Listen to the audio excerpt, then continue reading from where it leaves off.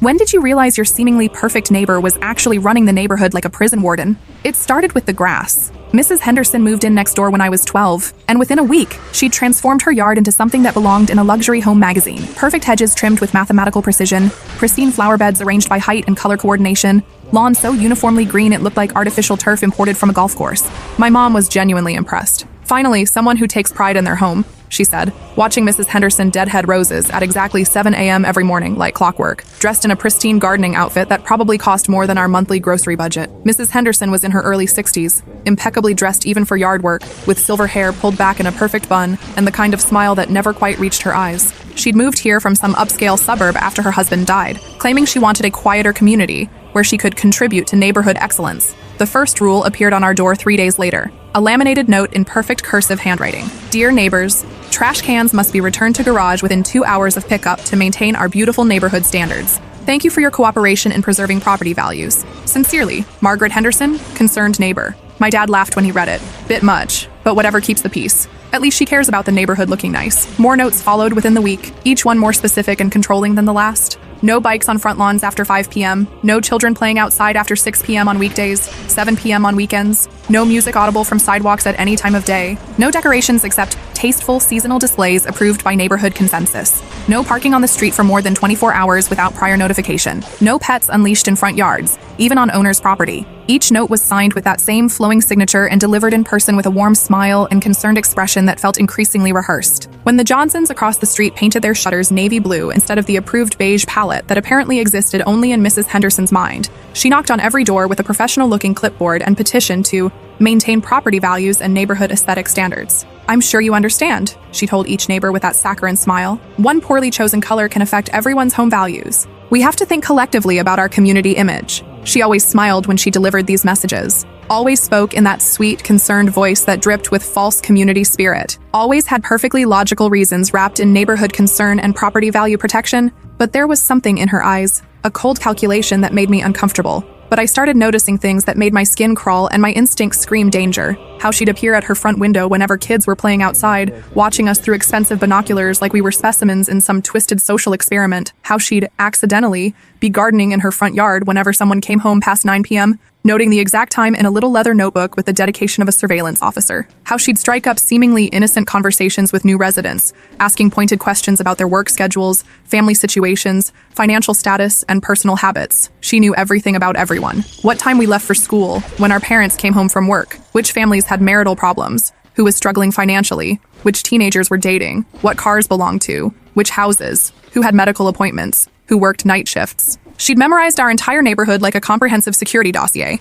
I started keeping my own notes about her behavior. She walked her small white dog, a perfectly groomed Maltese named Princess, at the same times every day, 6 a.m., 2 p.m., and 9 p.m. But these weren't normal dog walks. She'd stop at each house, studying the property, taking photos with her phone, occasionally measuring distances with a small tape measure she kept in her pocket. The breaking point came when my best friend Jake's family got evicted after living here for 8 years. The Kowalski family had been our neighbors since before I was born. Jake's dad, Tom, was a union construction worker who'd helped build half the houses in our development. His mom, Sarah, worked part-time at the elementary school cafeteria and made the best chocolate chip cookies in the neighborhood. They were the kind of people who'd shovel your driveway without being asked, and always had an extra Halloween costume if a kid showed up trick-or-treating unprepared. They'd been struggling since Tom lost his construction job during the recession 6 months earlier. Work was scarce, medical bills were piling up from Sarah's diabetes medication, and they were 3 months behind on their mortgage, despite Tom taking whatever day labor he could find. Mrs. Henderson knew all of this. She'd seen the late-night visits from relatives bringing groceries, the yard sale signs desperately trying to raise money, the stress written all over Sarah's face every time she checked the mailbox for more bills.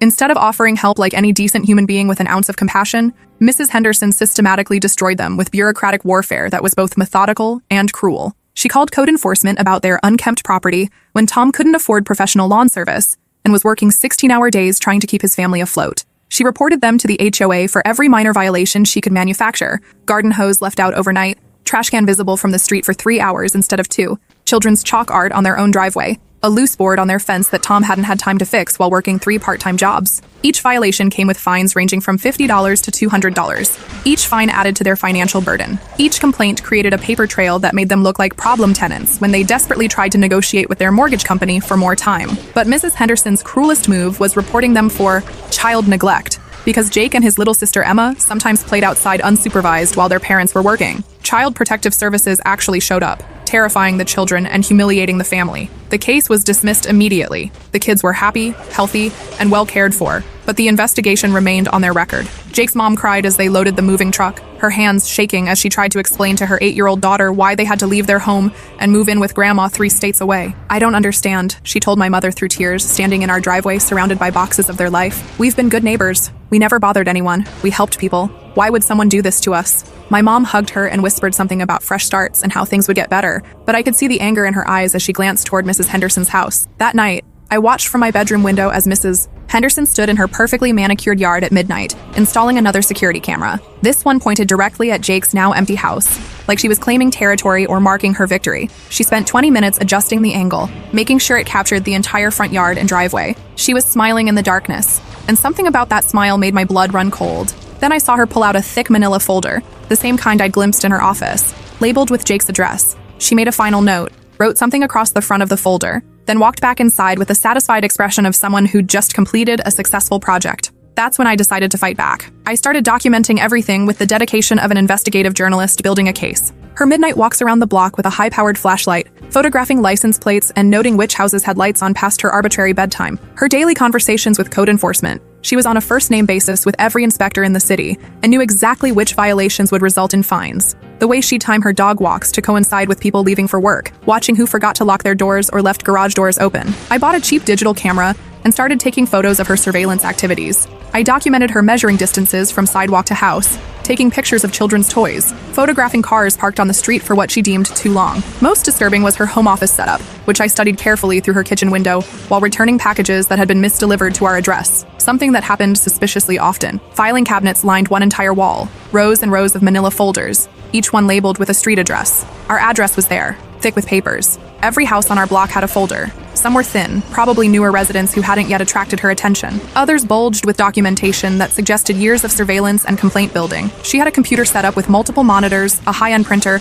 and what looked like photo editing software. Maps of our neighborhood covered one wall, with colored pins marking different houses. I couldn't tell what the color coding meant, but our house had a yellow pin, the Patels had red, and Jake's old house had been marked with black. What could she possibly need to file about us? I asked my mom, describing what I'd seen in detail. Probably just HOA stuff, Mom said, but her voice wavered with uncertainty. Maybe she's just very organized about community issues. But I knew it was more than organization. This was surveillance. This was stalking. This was someone building comprehensive cases against every family in our neighborhood, waiting for the right moment to strike. Mrs. Henderson's control escalated dramatically when the Patel family moved into Jake's old house 2 months later. They were young professionals. He was a software engineer, she was a nurse, with twin toddlers who loved playing outside, riding tricycles on the sidewalk, and drawing elaborate chalk masterpieces on their own driveway. Raj and Priya Patel had moved here from an apartment complex, excited to finally have a yard where their children could play safely. The twins, Arun and Anya, were 3 years old and full of the kind of innocent energy that makes neighborhoods feel alive. Within 48 hours, Mrs. Henderson was at their door with her neighborhood guidelines printed on official-looking letterhead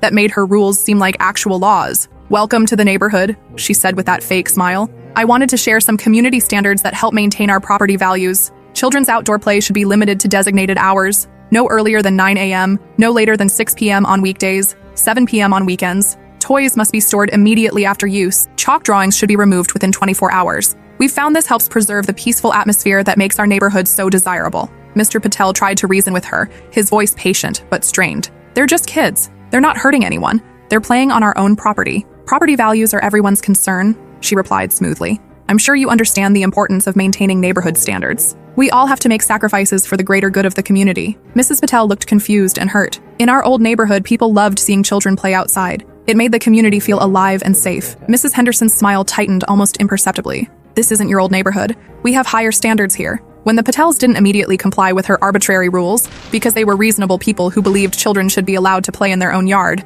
Mrs. Henderson's systematic campaign began with military precision. Code enforcement visited 3 times in 2 weeks, citing violations for everything from a garden hose left out overnight to children's toys being visible from the street. The HOA sent official violation notices for chalk drawings on their own driveway, a tricycle parked on their front porch, and music from their children's outdoor playtime that registered barely above normal conversation level. Each violation came with a $75 fine and a warning that accumulating violations could result in legal action. I watched Mrs. Patel cry as she scrubbed hopscotch squares off her own concrete driveway at 6 a.m., her twins watching in confusion from the window, asking why Mommy was erasing their artwork. "Mommy, why is the mean lady angry at our pictures?" Little Anya asked loud enough for me to hear from my yard. Mrs. Patel didn't have an answer. That's when I started reaching out to families who'd moved away, determined to uncover the full scope of Mrs. Henderson's neighborhood reign of terror. What I discovered over the next month of phone calls and online research made my stomach turn. The Garcia family had lived here for 5 years before leaving last summer. Their teenage son Miguel was a straight A student who'd been repeatedly reported for loitering in his own front yard while waiting for friends to pick him up for school,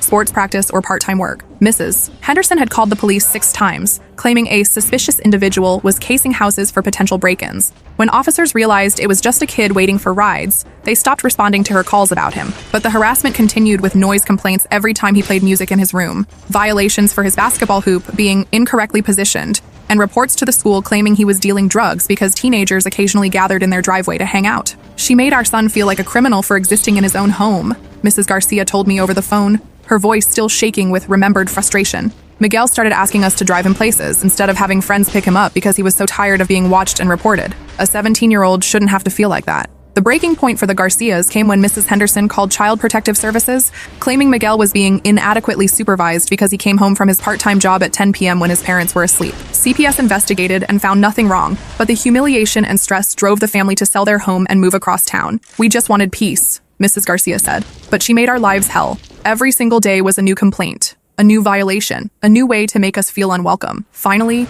we couldn't take it anymore." The elderly Kowalski couple, no relation to Jake's family, had been harassed about their bird feeders until they sold their home of 30 years. Mrs. Henderson claimed the feeders attracted vermin and filed complaints about noise from the birds singing at dawn. She documented property damage from bird droppings with photographs and measurements, convinced code enforcement that the feeders were a health hazard, and even called animal control claiming the birds were aggressive toward pedestrians. When the Kowalskis tried to compromise by moving the feeders to their backyard, she complained that the birds were flying over her property and leaving droppings on her car. "That woman is a sociopath," Mrs. Kowalski told me bluntly when I called her at her new apartment. "She smiles to your face and stabs you in the back with paperwork. We lived there 30 years without a single complaint from anyone. Then she moved in and suddenly we were criminals for feeding birds that had been coming to our yard for decades." The Chen family had moved away after Mrs. Henderson targeted their teenage daughter Lucy for having friends over to study. She'd filed noise complaints about parties that were actually homework sessions, reported the family for excessive vehicle traffic when study group members parked on the street, and eventually convinced other neighbors that the Chens were running some kind of unlicensed tutoring business from their home. The pattern was always the same. Mrs. Henderson would identify something she didn't like: children playing, teens gathering, elderly people with non-standard landscaping, families with unconventional schedules, anyone who didn't fit her narrow definition of appropriate, then systematically use official channels to eliminate it. Code enforcement, HOA violations, noise complaints, police reports, even calling child services on families whose only crime was not living up to her impossible standards. She'd weaponized bureaucracy, turning every municipal service into her personal enforcement army. But the most chilling discovery came when I found her online presence. Mrs. Henderson was active on several forums dedicated to neighborhood improvement and property value protection. Under the username Community Watch 47, she'd written detailed guides about using municipal services to eliminate problem residents. Her posts read like instruction manuals for suburban warfare. Document everything: photos, times, dates, frequency. Municipal employees respond better to organized complaints with evidence. Know your local codes. Most people violate something every day. You just need to know what to look for. Target the weakest link first. Families under financial stress are most likely to give up and move rather than fight back. Always frame complaints in terms of property values and community safety. Never make it personal. She'd been coaching other suburban vigilantes on tactics for harassment through official channels, spreading her methods like a virus to other neighborhoods across the country. Armed with testimonies from 8 different families and screenshots of her online activity, I went to my parents with a folder full of evidence. Dad was skeptical until I showed him the violation notices Mrs. Henderson had filed against us. 17 in 2 years, all dismissed but carefully documented in what appeared to be preparation for a larger campaign. Mom went pale when I told her about the filing cabinet, the online forums, and the systematic pattern of harassment I'd uncovered. She's been building cases against everyone, I explained, spreading photos and documentation across our dining room table, collecting evidence for complaints, waiting for the right moment to strike. She's not just controlling, she's predatory. And we're probably next on her list. Dad studied the timeline I'd created, showing how families were targeted in sequence. This is deliberate, systematic. She's been running a campaign to remake this entire neighborhood according to her vision. She's driven away 8 families in 2 years, I said. All the complaints follow the same pattern. She identifies what she considers undesirable, and then files violation after violation until people give up and leave. And every time a family moves, property values actually drop because of the negative attention and reputation for being a difficult neighborhood. Mom looked at the photos of Mrs. Henderson's midnight surveillance walks. We need to do something. This woman is destroying our community. The next morning, Mrs. Henderson knocked on our door at exactly 8 a.m. She was holding a thick manila folder. Our folder, I realized with a chill, and her smile was sharper than usual. "Good morning," she said, her voice dripping with false sweetness. "I need to discuss some concerns that have come to my attention regarding your family's compliance with neighborhood standards." She pushed past my parents into our living room without invitation, spreading photos across our coffee table like a prosecutor presenting evidence at trial. Our garage door left open overnight when Dad was working late in his shop. My bike left on the front walkway when I'd rushed inside to use the bathroom. Our Christmas lights up until January 3rd instead of being taken down immediately after New Year's Day. A small oil stain on our driveway from Dad's motorcycle. "These violations are accumulating," she said sweetly, her voice carrying an undertone of threat. "According to neighborhood standards and municipal codes, we're approaching a threshold that could require intervention from appropriate authorities." She pulled out a thick binder and flipped through pages of documentation. Photos, dates, times, measurements. "I've been very patient, but patterns of noncompliance need to be addressed before they affect property values for all of us." My dad's jaw tightened, and I could see his hands clenching into fists. "Are you threatening us?" "Of course not," she laughed, but there was ice in her eyes. "I'm simply protecting our community standards and property values. Surely you want what's best for the neighborhood. Surely you don't want to become problematic neighbors like the others who couldn't adapt to our standards." The words hung in the air like a curse. After she left, Mom immediately deadbolted the door and closed all the curtains. "This has to stop," she whispered, her voice shaking. "This woman is insane. She's going to destroy us just like she destroyed the others." I'd been thinking the same thing. That night, I climbed onto our roof through my bedroom window and positioned myself where I could see into Mrs. Henderson's yard and observe her nighttime activities. What I witnessed over the next several hours changed everything. At exactly 2 a.m., she emerged from her house with a high-powered flashlight and that leather notebook, dressed in dark clothing like some suburban ninja conducting covert operations. For 2 hours, I watched her systematic surveillance routine. She walked from house to house, photographing anything she could use as evidence. A newspaper left on a porch past her arbitrary deadline. A garbage can lid sitting slightly askew. A garden hose not perfectly coiled according to her standards. A child's toy forgotten in a front yard. Cars parked on the street that she deemed too old or inappropriate for the neighborhood's image. She stopped at each house, taking photos from multiple angles, measuring distances with a tape measure she produced from her pocket, making detailed notes about times and violations. At the Patel's house, she spent 40 minutes documenting everything: the tricycle left on their porch, chalk residue she'd missed during their forced cleaning, the children's sandbox in the backyard, which she photographed through gaps in the fence. She even measured the height of their fence to see if it violated any municipal codes. But the most disturbing part was watching her enter other people's property. She walked onto lawns to get better photos. She peered into windows. She opened garbage cans to photograph contents. She was trespassing on every property in the neighborhood as part of her surveillance operation. I took pictures of everything, using my phone's night mode and the zoom lens attachment I'd bought with my allowance money. The next day, I printed my photos and embarked on a door-to-door campaign, visiting every house on our block and the 2 adjacent streets. I knocked on doors and showed neighbors what Mrs. Henderson was doing in the dead of night. "She's been spying on all of us," I told the horrified neighbors. "Taking pictures, building files, documenting everything we do. She's treating our neighborhood like her personal surveillance state." Mrs. Chen from 2 houses down stared at the photos with growing alarm. I thought I was imagining things. I kept feeling like someone was watching me. She always seems to know when my teenager comes home late, when I forget to bring in my trash cans, when I have friends over. Now I know why. "Because she's watching," I said. "All of us, all the time. She knows our schedules, our habits, our weaknesses, and she's using that information to build cases against us." The response was immediate and overwhelming. Neighbors who'd been living in fear and confusion finally understood what was happening. The isolated incidents they'd dismissed as coincidence suddenly formed a clear pattern of systematic harassment. By evening, we had organized a full neighborhood meeting at the community center. 37 families attended, the largest neighborhood gathering in anyone's memory. People shared their Mrs. Henderson stories for the first time, and the pattern became crystal clear. She'd systematically identified and eliminated anyone who didn't fit her vision of the perfect neighborhood, then moved on to her next targets in an endless cycle of suburban ethnic cleansing. "She made us feel crazy," Mrs. Johnson said, holding her husband's hand, "like we were the ones being unreasonable for wanting to live normal lives in our own homes." Mr. Patel held up a stack of violation notices 6 inches thick. 41 complaints in 3 months. "Our children are afraid to play outside in their own yard. My daughter asked me yesterday if we're bad people because the mean lady is always angry at us." Mrs. Williams, an elderly woman who'd been afraid to speak up before, finally found her voice. "She reported my grandson for loitering when he came to help me with groceries. A 12-year-old boy helping his grandmother is somehow suspicious behavior, according to her." Young families shared stories of children asking why they couldn't play outside like kids in other neighborhoods. Teenagers talked about feeling like criminals for walking to their own front doors. Elderly residents described being afraid to tend their gardens because any deviation from perfection would result in complaints. That's when old Mr. Morrison spoke up. He'd lived in the neighborhood for 40 years and usually kept to himself, the kind of quiet neighbor who minded his own business and expected the same courtesy from others. "I know what she's doing," he said quietly,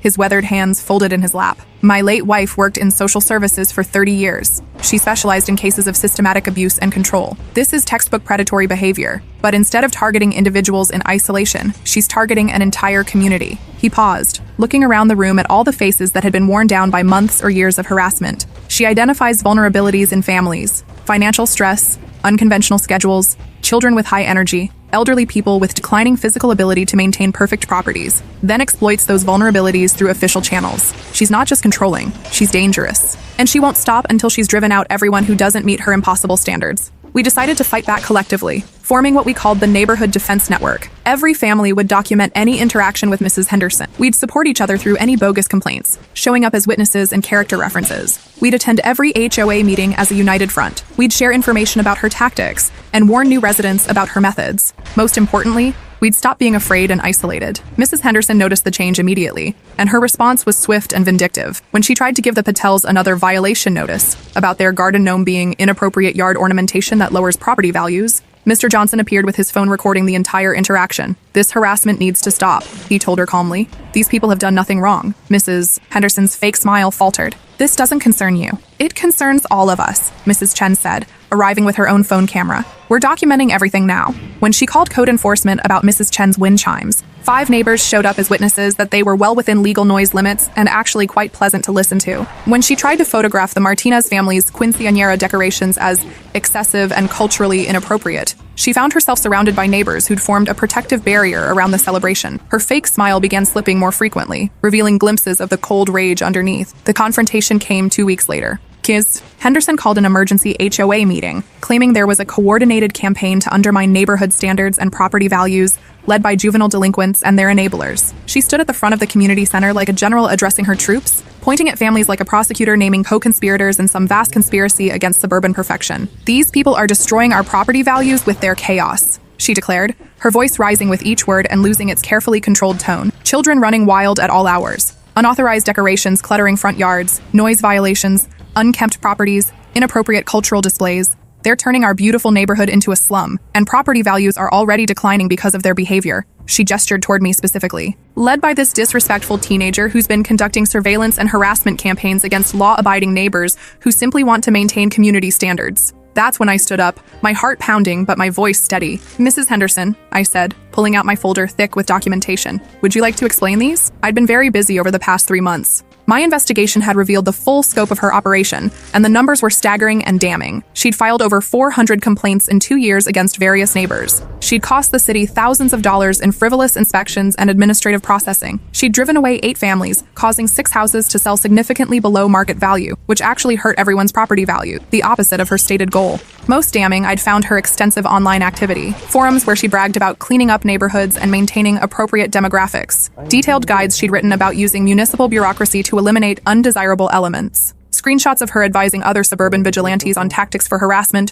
through official channels. She'd even posted before and after photos of our neighborhood, bragging about how much quieter and more orderly it had become after her intervention. "She's been systematically harassing families to force them out of the neighborhood," I announced to the packed room. "This isn't about property values or community standards. This is about one person's need to control everyone around her and reshape an entire community according to her personal prejudices." Mrs. Henderson's carefully constructed mask finally fell completely away. "Those people lowered the tone of the neighborhood," she snarled, her voice dropping to a harsh whisper that carried perfectly in the silent room. "Children screaming at all hours, trashy decorations, property neglect, noise, chaos, inappropriate cultural displays. Someone had to maintain standards. Someone had to preserve what makes this neighborhood worth living in, by spying on families, by filing false complaints, by terrorizing children." Mr. Patel shot back, standing up with his wife beside him. She turned on him with pure venom in her eyes. "Your brats are destroying this neighborhood with their constant noise and mess. If you can't control them properly, you shouldn't be here. This isn't some third world country where children run wild." The racist undertone was unmistakable, and the room erupted. Neighbors who'd been afraid to speak up for years finally found their voices. Mrs. Henderson stood there, outnumbered and exposed, her carefully constructed facade crumbling as everyone she'd victimized finally fought back. "You're the problem!" Mrs. Martinez shouted. You've made everyone miserable. Our neighborhood was fine before you moved here," added Mr. Morrison. "You brought the chaos by dividing us against each other." The HOA voted unanimously to strip her of any authority and launch a formal investigation into her complaint history. The city announced they'd be reviewing all her violation reports for patterns of harassment and considering charges for filing false reports. 3 families she'd driven away were considering legal action for damages and emotional distress, but Mrs. Henderson wasn't finished with her reign of terror. The next morning, I woke to police officers at our door. Mrs. Henderson had filed a restraining order against me, claiming I'd been stalking and harassing her for months. She had photos of me on my roof, taken completely out of context, and sworn statements about my threatening behavior and campaign of intimidation against an elderly woman. She'd weaponized the legal system one last time, turning my investigation into evidence of stalking and harassment. At the court hearing, she played the victim with Academy Award-worthy performance. A frightened elderly woman being terrorized by an unstable teenager with a vendetta against anyone who tried to maintain community standards. She had documentation going back months, carefully crafted to support her narrative of being an innocent neighbor trying to protect property values while being persecuted by a vindictive family. She'd even brought character witnesses, people from her online forums who testified via video call about her dedication to neighborhood improvement and her history of being unfairly targeted by troublemakers. But she'd made one crucial mistake. She'd included photos from her midnight surveillance walks as evidence of my stalking behavior. Photos that could only have been taken by someone hiding in bushes at 2 a.m., watching houses with telephoto lenses from concealed positions on other people's property. Mrs. Henderson, the judge said, studying the timestamps and angles on the photographs with growing suspicion. "How exactly did you obtain these photos of this young man on his roof at this particular angle and distance?" Her confident expression faltered for the first time in the proceedings.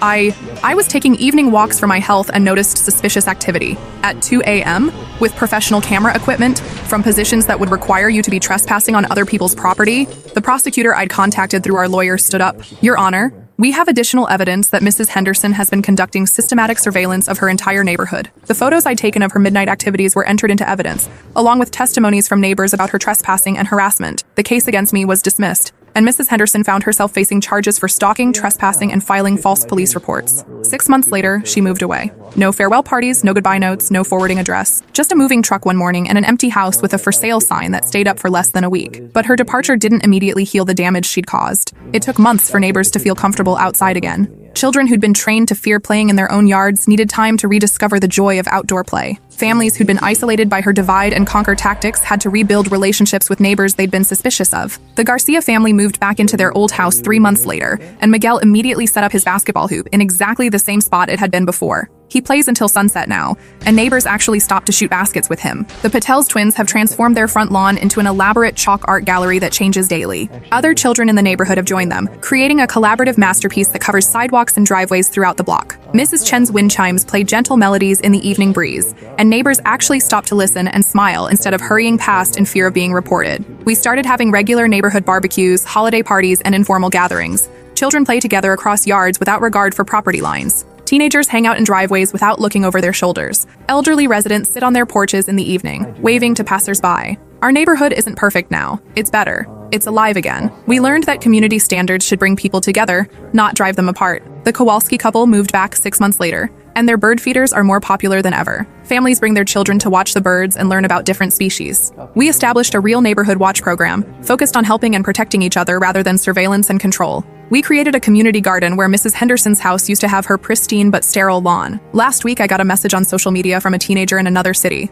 His neighbor was demanding everyone follow strict community standards and filing complaints about every minor violation, using the exact same tactics Mrs. Henderson had perfected. I sent him my complete research file and a detailed guide I'd written about organizing neighborhood resistance. My message was simple: document everything. You're not crazy, you're not alone, and bullies count on you thinking you are. Because if there's one thing I learned from our ordeal, it's that predators like Mrs. Henderson thrive on isolation. They want you to think you're the only one being targeted, that resistance is futile, that it's easier to just comply than fight back. They count on shame, fear, and division to maintain control. Sometimes the perfect neighbor is just a perfect predator in disguise, using the language of community improvement to mask a campaign of systematic oppression. And sometimes, one determined teenager with a camera and enough courage can remind an entire neighborhood that they don't have to live in fear. Mrs. Henderson thought she was running a prison, with herself as the warden and all of us as inmates, following her arbitrary rules and living in constant fear of violation. She forgot that prisoners can organize, communicate, and fight back. And when they do, the warden loses every time.